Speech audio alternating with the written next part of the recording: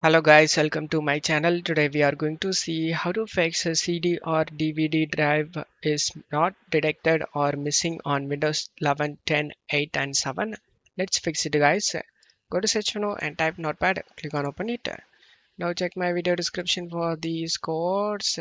Just to copy the codes and paste it in the notepad and select the file and select save option and select the desktop for save location and file name type fix.org and save as type all files and select save option, and now it has been saved to the desktop. Now you just need to double click on the file on the desktop and select yes to add this registry path, and now click on OK and restart your PC. After restarting your PC, your problem should be fixed. And this is what today's video guys. Give me a like and subscribe. Thank you.